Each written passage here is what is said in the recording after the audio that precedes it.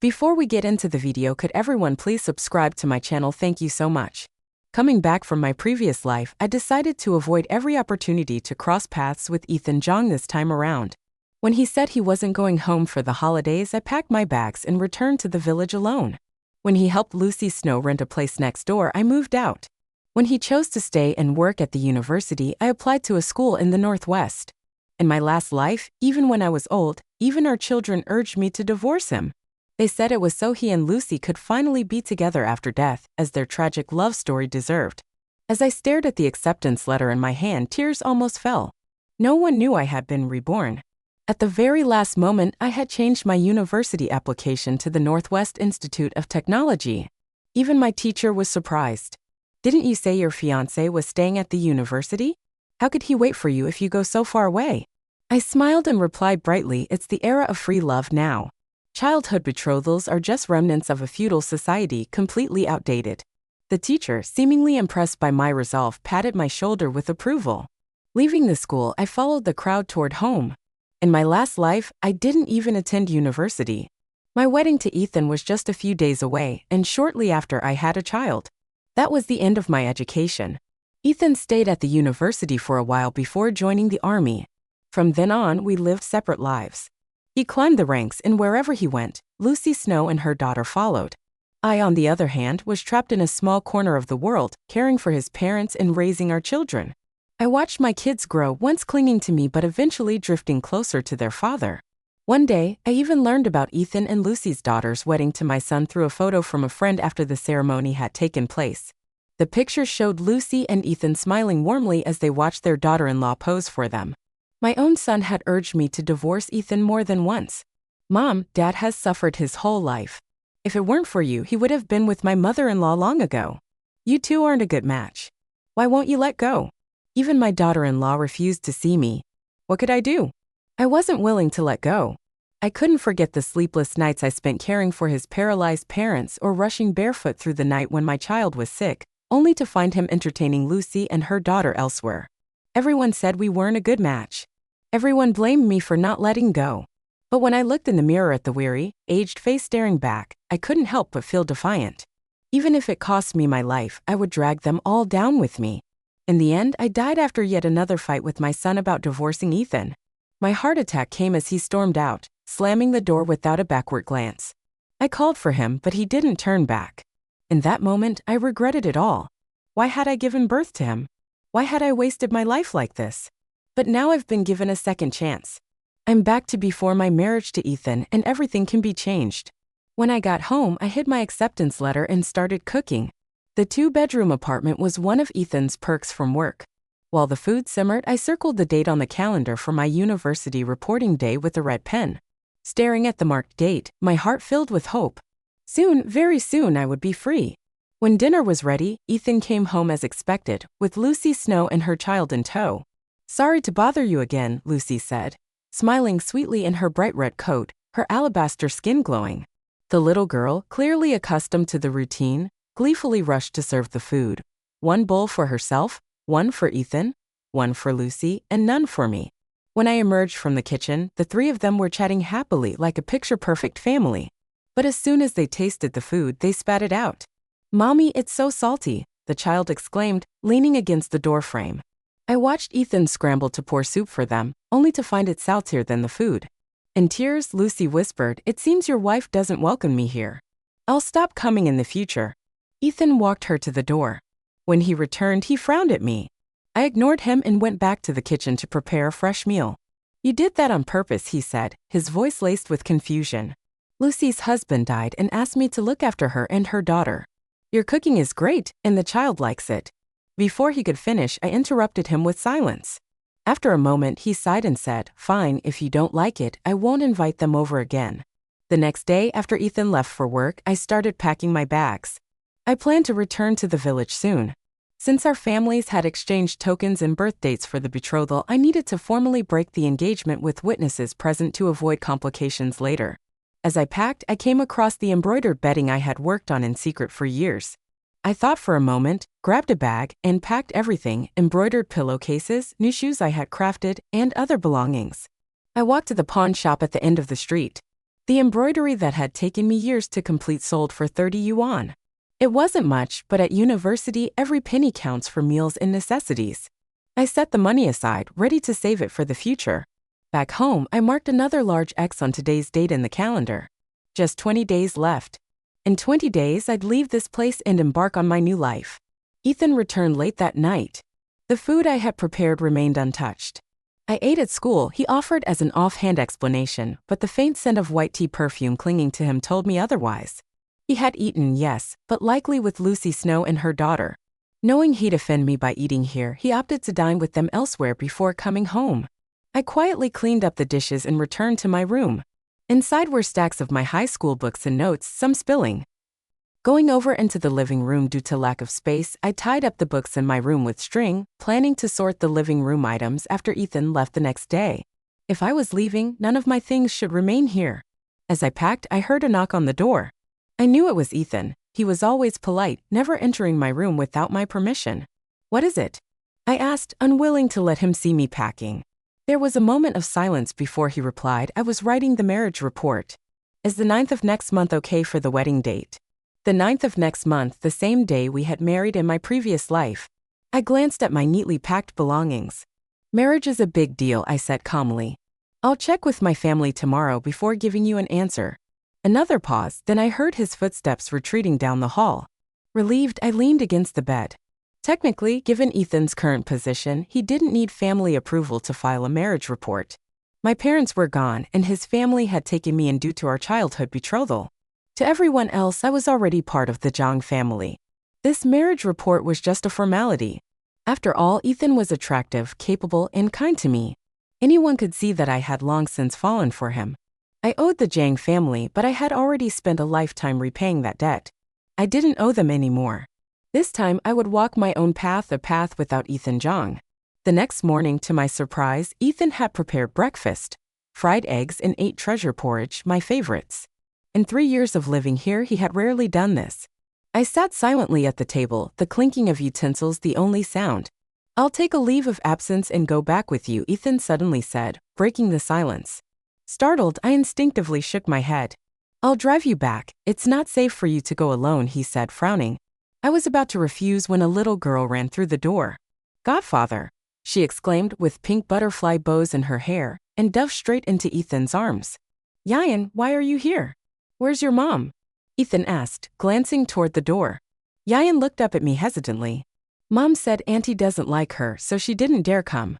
I stared silently at the little girl who, in my past life, married my son yet never once appeared in front of me. Though she was only 3, her beauty was already apparent. No wonder my son, for years younger than her, had worried about her and her mother as though they were deities.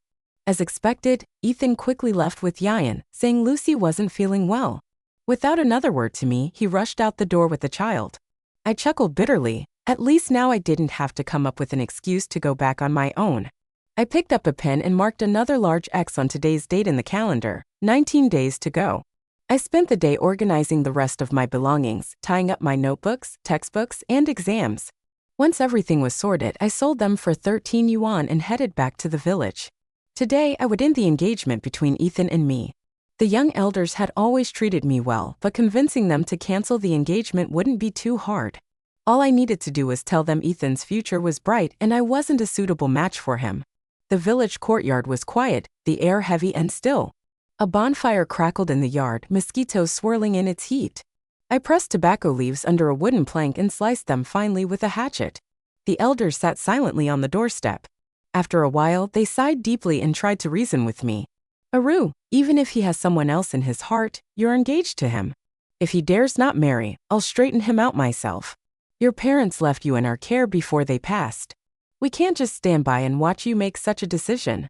When I remained silent, they exchanged glances, resigned. "You're so stubborn." "Fine, let's go to the brigade." I followed them quietly.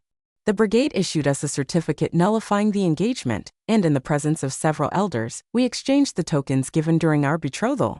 Relieved, I helped the young elders back home. I knew they only wanted what was best for me.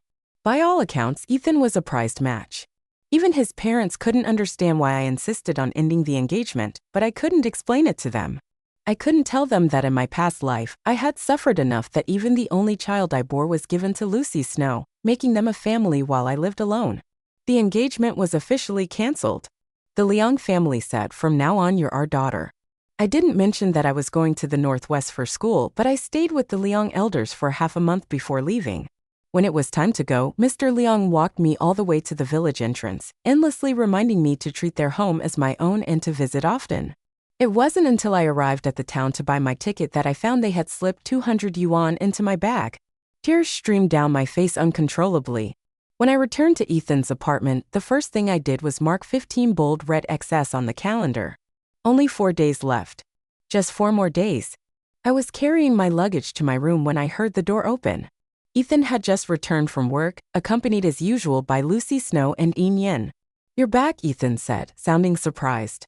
Lucy gave me a polite nod before turning and walking straight into my room. I frowned as she casually closed the door behind her, leaving my things stacked haphazardly in the living room. I glanced at Ethan. He hesitated for a moment, then explained, "It's been raining heavily and Lucy's place has a leak in the roof. She'll be staying here for 2 days. Since you weren't around and don't have much stuff, I let her use your room. So you think it's okay to clear out my belongings and give my room to someone else without my permission?" I asked, keeping my tone neutral.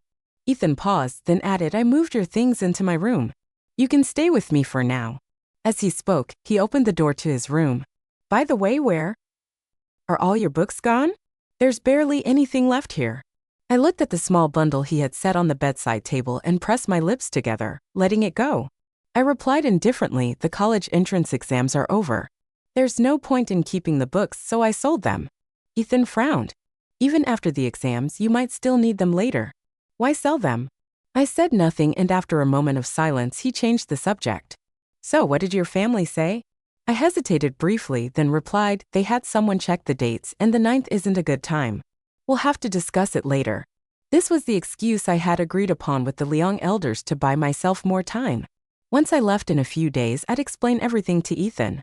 Ethan didn't seem suspicious. He simply nodded and muttered, "Looks like I'll have to pick a new date." With that, he left the room, saying he would make dinner and that I should rest. At the desk by the window, I noticed the marriage report Ethan had been filling out. Only the date was left blank. My gaze lingered on it for a moment before I pulled myself together and got up to help. However, as I approached the kitchen, I overheard the faint sound of conversation outside, Ethan's deep voice, Lucy's playful tone, and Yin Yin's cheerful chatter. I silently returned to my seat. It was clear that staying here, even for a few more days, was no longer appropriate, especially sharing a room with Ethan. But with only 4 days left, I had no time to find another place. After dinner, I decided I'd set up a makeshift bed in the living room. The day had been exhausting after a long journey, and I had hoped to sleep early. But Lucy, full of energy, had taken over the living room. Dressed in a white dress, she practiced dance moves, stretching her legs on a mat. Meanwhile, Yin kept running in and out of Ethan's room, even bouncing on his bed like it was a trampoline. Feeling suffocated, I grabbed a basin and went outside to fetch water. As soon as I stepped outside, I took a deep breath. "Aru, you're back. Weren't you staying with your in-laws?" Mrs. H, the neighbor, greeted me, carrying her own basin as we headed toward the well together. "I went for a few days and just returned," I replied politely. Mrs. Hu, whose husband worked as an accountant at the mines, had a good life. She often shared homemade treats with me, and we had a friendly relationship. I have to say, Mrs. Hu trailed off, glancing behind me before pulling me a few steps further away from the well. She tapped my forehead reproachfully. "You're too soft-hearted. That woman, her husband is gone, yet she's flaunting herself everywhere. Why would you let someone like her into your home? Ethan is a catch, like honey attracting flies, and you just invite trouble right in." Her words were harsh, but I knew she meant well. "That man even told people it was your idea to bring Lucy and her daughter here because you felt sorry for them. Can you believe it? He's using you as a shield so others won't talk behind his back." I smiled bitterly. Of course Ethan would. He wanted to avoid gossip at my expense, but with so little time left, I didn't want to waste energy arguing with him. Mrs. H sighed and insisted, "You need to get rid of her as soon as possible, and if you need help, just let me know. Don't be shy." Though I could sense her curiosity about the drama, I still appreciated her concern. When I returned to the apartment, the living room was finally empty. I grabbed some clothes and headed to the bathroom, only to find it crowded with unfamiliar women's toiletries. The towels and shampoo I normally used had been shoved into a corner next to the trash can. In their place were Lucy's things: 2 towels, shampoo, and a hairband. Auntie Enine needs to use the bathroom. Can you move? Lucy brushed past me, deliberately bumping my shoulder. My head hit the door frame. Lucy Snow was already crouched nearby, holding Enine and helping her with her business. When she was done, she turned to me, still standing at the door, and said softly, "Sister-in-law, could you please move? You're blocking the way." Her voice was gentle, but the smugness and disdain in her eyes were unmistakable. I didn't budge. "Apologize," I said calmly. Lucy froze, clearly not expecting me to stand my ground. Enine, ever the protective daughter, rushed forward, gave me a hard shove, and began to wail. "You're bad. You're bad. You bullied my mommy. You're a bad person." Ethan came rushing out of his room upon hearing Enine's cries. "What's going on here?" he asked, clearly alarmed. Lucy's eyes brimmed with tears as she explained, "It's my fault. Enine had to go urgently, and since sister-in-law was in the bathroom, I asked her to step aside. That's all." Ethan glanced at me disapprovingly, though he didn't say anything in front of Lucy. He comforted Enine with soft words. Don't cry, don't cry. How about we ask Auntie to apologize, When Enine continued to cry, Ethan picked her up and carried her back to the room, promising her candy. Lucy threw me a triumphant smirk before following them. I could hear Enine's cries gradually subside from inside the room. Without any expression, I finished washing up, carefully gathered my belongings into a basin, and went back to the room. By the time I returned, Lucy and Enine had left. A colorful box of candies sat on the nightstand, clearly meant for the child. Ethan noticed me tidying up and paused. "Let's talk," he said, his tone deliberate. Judging by his expression, I could already tell what was coming. He wanted to lecture me about being an adult, about not stooping to a child's level, and undoubtedly to urge me to apologize. I sat down without a word, took a piece of paper, and dabbed it against the small wound on my forehead where I had hit the door frame. Then I held it out to him. The smear of blood was stark against the white paper. Ethan's words caught in his throat. His face turned pale, then flushed. "I'll sleep in the living room tonight," I said, getting up and grabbing some bedding. "Wait," Ethan said, grabbing my arm. "You can sleep in here. Why are you going out there?"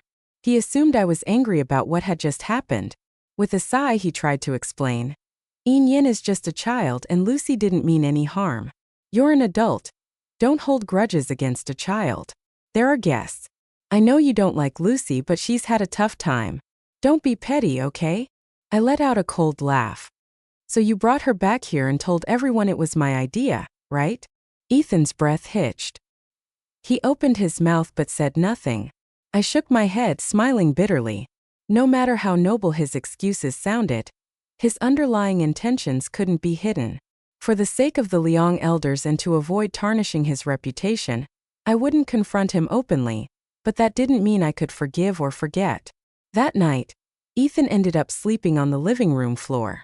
The next morning, I packed up all my belongings, planning to find a hotel before returning for the rest of my luggage. When I opened the door, Ethan had already prepared breakfast. Enine spotted me immediately and let out a disdainful hum, pulling the food closer to herself and Lucy. Ethan, holding a plate of fried eggs, greeted me with a smile. "You're up. Come, I made fried eggs." He noticed the food hoarded on their side and awkwardly chuckled. "Enine, be a good girl and share some with Auntie, okay?" Ignoring all of them, I left the house. The only hotel nearby was just a street away. I booked the cheapest room for 3 days, paying 21 yuan in total, including a deposit. Afterward, I grabbed some breakfast at a nearby stall. A bag of buns and fried dough sticks before heading back to collect my luggage. As soon as I stepped inside, I saw that my carefully packed bundle had been opened. My belongings were scattered everywhere on the table. Enine was folding my college acceptance letter into a paper airplane. My mind went blank. "What are you doing?" I shouted, snatching the letter from her hands. Startled, Enine fell off the chair and began wailing at the top of her lungs. Lucy came rushing out of the room. "What are you doing? Who gave you the right to bully Enine?" she yelled, shoving me aside and scooping the child into her arms. My hands trembled with anger as I carefully unfolded the crumpled letter, making sure it wasn't damaged. Bully her? Why don't you look at what she's done? Who told you to touch my things? Get out of here. Lucy stood up, holding Yin and sneered. You're not even married to Ethan yet. This isn't your house to order us around. She walked toward the door but paused to add, even if you do marry him, you'll never win against me. The door slammed shut. Lucy's hostility only surfaced when Ethan wasn't around. In the past, I had been insecure and timid in the face of her beauty and talent as a star performer in the art troupe. She had every advantage: looks, career, and charisma. I always thought I could never compete with her. But now, having a second chance, I realize why should I even try? In Ethan Jong's heart, Lucy Snow was always the most important. But aside from him, wasn't there more to me? Ian was wrong, sure, but Shek is just a child. Stop being so dramatic.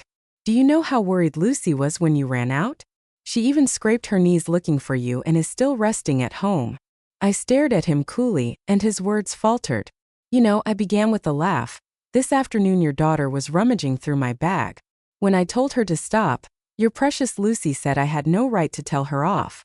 She even said that even if I married you, I wouldn't be able to compete with her. Ethan's expression darkened. What? My daughter? She's just my goddaughter. I ignored him and continued. You used the excuse of taking care of a comrade's widow to get close to her. But if your late comrade knew how you've been taking care of his wife, do you think he'd rest in peace? My sharp words pierced through his self-deception. His face paled and he staggered slightly. After a long pause, he managed to say, Fine, if you're not coming back, stay here and reflect. I'll come back for you in a few days. With that, he turned and left in a hurry, muttering, I never wanted to wrong you. I'll go back and file the marriage report now.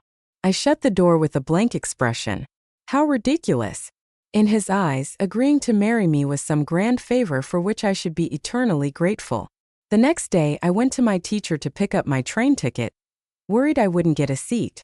My teacher had gone out of their way to arrange everything for me, and even contacted some acquaintances in the Northwest to look out for me. After sharing lunch with my teacher, I bought some local specialties as gifts for my future roommates. On the last night before leaving, I went to bed early.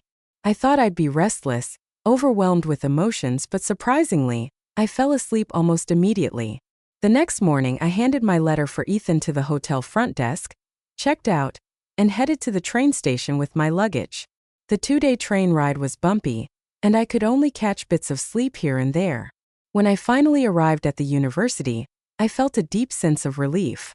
After completing the registration process, my days became filled with intensive coursework. Having never had the chance to attend college in my previous life, I cherished every moment this time. Except for eating and sleeping, I spent all my time in class or at the library. 3 months into my studies, I received the first letter from Ethan. I wasn't surprised. He had found me. A month earlier, I had already received word from my teacher that he had been asking about my whereabouts. Ethan Jang had gone to see my teacher, and he knew I was in the Northwest. So when I received a letter from him, I wasn't surprised. In his letter, Ethan said he did not agree to dissolve our engagement. He wrote that in his heart I had always been his wife. He insisted there was nothing between him and Lucy Snow and acknowledged that he knew I disliked her. He claimed he had already sent her away and would never see her again. He also said he would wait for me to return. The letter was 100 yuan. I put the letter away without replying, and I didn't touch the money. University coursework was demanding. While my grades were at the top of my class and I had received scholarships, my monthly living expenses still weighed heavily on me. I had thought about finding a part-time job, but when my teacher heard about this, he scolded me and began sending me 50 yuan each month. In his letter, he made it clear the money was a loan, and at the end of the letter, he cheekily added, "Don't worry, my wife knows about this and supports it wholeheartedly." For some reason, tears started streaming down my face. In my past life, I had experienced despair, regret, and hatred, but I had never shed tears. In this life, I had remained composed as well, yet now the tears came freely. I cried uncontrollably, alarming my roommates, who quickly came over to comfort me. After that cry, I redoubled my efforts. Ethan's letters arrived every month. always with 100 yuan enclosed. In the final month of the semester, his letter admitted that he didn't think I would ever come back. Still, he promised to visit me and spend the new year together, but Ethan never came, and the letters abruptly stopped. Later, I learned from my teacher that Ethan had married Lucy Snow. My teacher wrote that the situation had been tumultuous. Ethan had originally applied for a transfer to join me, but someone reported him for improper relationships. Since I was gone and unavailable as a witness, the case was suppressed. However, Lucy lost her job because of the scandal, leaving Ethan with no choice but to marry her. My teacher's words were heavy but sincere. In hindsight, he said, "You are incredibly fortunate. You avoided what could have been a lifetime of misery." I knew I was lucky to have been reborn before my college applications, lucky to have avoided the quagmire of my previous life. A year later, I received another letter from Ethan. The first line read, "I'm sorry." He confessed that Lucy herself had been the one to report him. When Ethan wrote the transfer application to join me, Lucy had begged him to stay, but he refused. Out of desperation, she took a drastic gamble, and by creating a scandal, she ensured they would have to marry. Ethan admitted that he had only later realized the significance of the dates I had marked on the calendar in the living room. He had always assumed those were the days I looked forward to marrying him. I smiled bitterly as I burned all his letters. As for the money Ethan had sent me, I returned every penny to my teacher, asking him to forward it back to Ethan. 2 years later, before I graduated, I joined the National Infrastructure Project in 2011, dedicating my life to my country. I gave my years to my homeland with no thought of return. Ethan Jong's epilogue. That night at the hotel, after hearing Arrow's words, I was consumed by anger and shock. I locked myself in my house for 3 days. During those 3 days, I realized how badly I had failed her. I had made a grave mistake. Not in waiting for her to grow up, but in letting my heart stray in the countless times I had helped Lucy. My feelings had drifted away from the path they should have stayed on. Lucy's kindness, Eunyoon's cheerfulness, they had distracted me from the fact that I already had a fiancé. I had done things I now felt ashamed of. After 3 days, I made up my mind, I couldn't lose her. I went to the hotel to find her, but I was too late. She was gone. I asked everyone I could, but no one knew where she had gone. It was only through her teacher that I learned she had gone to the Northwest. The realization devastated me. I rushed home and saw the silver bracelet in her bag, the token of our childhood betrayal. But by then, it was already too late. Her family confirmed that she had annulled the engagement. I returned to the apartment we had shared for 3 years, lost and broken. That night, I drank heavily. Lucy snuck in and saw my transfer application. She caused a huge scene. In the aftermath, she lost her job, and her family came to confront me. In the end, I had no choice but to marry her. Afterward, my friends began to distance themselves from me. I wrote letters to Aru, but she never replied. I felt as though the moment she left, she had disappeared entirely from my world. Life with Lucy became suffocating. She kept a tight leash on me, constantly picking fights. My parents disliked her, frequently comparing her to Aru. The stress turned Lucy hysterical and neurotic. Several opportunities for transfers arose, but Lucy sabotaged them every time, accusing me of wanting to leave her and chase after my former fiancé. Each time I could only laugh bitterly to myself. By now, Aru probably found the mere thought of me revolting, while Lucy clung to me tightly. In Aru's eyes, I was worth nothing. As time went on, I watched my friends climb the ranks while I remained stuck. Lucy began berating me, calling me useless. She wanted another child, but we could never conceive again. In the end, we only had Eunyoon. When Eunyoon grew up, she married and had children, but she didn't marry well. Her husband was abusive, unfaithful, and a gambler. Lucy spent her days crying over Eunyoon's situation. Yet when Eunyoon wanted a divorce, Lucy adamantly opposed it. Every argument ended the same way. Lucy would take her frustrations out on me, blaming me for everything. "You're useless. Why did I ever marry you?" Even Eunyoon resented me, accusing me of not having a high enough position to protect her. I had no response. Later, Eunyoon tried to escape her abusive husband after failing to get a divorce, only to be caught and beaten severely. By then, I was old and powerless to help her. Eventually, Een took her own life, leaving behind a 6-year-old child. I never imagined that in my old age, after losing my daughter, I would have to raise her child. Looking at Een son, I was suddenly reminded of years past. A fleeting memory emerged of a youthful figure beside me, her eyes full of me and only me. I couldn't help but wonder, what if I had never involved myself with Lucy Snow? What if I had married Arrow instead? Would things have turned out differently? But when had I lost her? I couldn't even remember. As I reflected on my life, I realized just how utterly meaningless it had all been.